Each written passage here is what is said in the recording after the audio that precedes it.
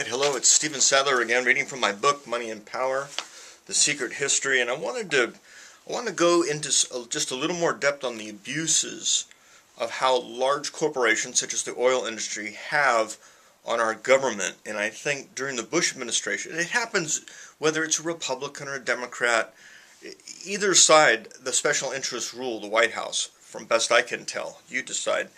But during the Bush administration, you look at Dick Cheney. He served as Halliburton's CEO. That's one of the largest, not only defense contractors in the world, but one of the largest oil servicing companies in the world, thanks to Dick Cheney, who had served as the Secretary of Defense, then went right in to be the CEO of Halliburton, where all of a sudden they got all these lucrative contracts. It turned Halliburton into one of the biggest defense contractors in the world, and he got rich off that.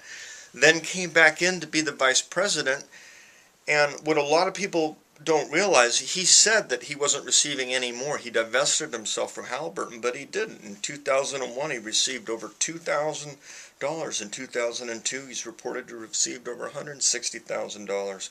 He has over 433,000 unexercised stock options. But where the real money is offshore.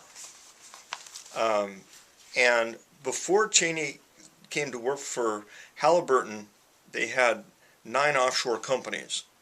After joining Halliburton, he showed them how to do it right, and they created, I think it was 58 that are reported. 58 offshore companies where tens of billions of dollars are still being held and untaxed.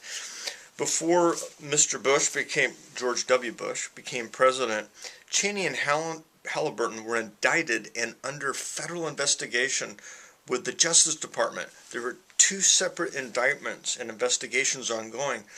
But when President Bush became elected, he simply went to the Justice Department and dropped the charges, claiming executive privilege. So this is what really goes on. After Bush became president, what they did is they created an agreement. Now, normally you're supposed to have competitive bidding. They just threw that out, claiming executive privilege. And then they created what's called LogCap. And LogCap is the world's largest in perpetuity servicing contract with the government, where basically a division of Halliburton is going to be supporting all the troops. They're privatizing a large percentage of the military so more profit can be made. So these guys have set up these companies. No one can question what they're charging, what they're doing. There's very little oversight.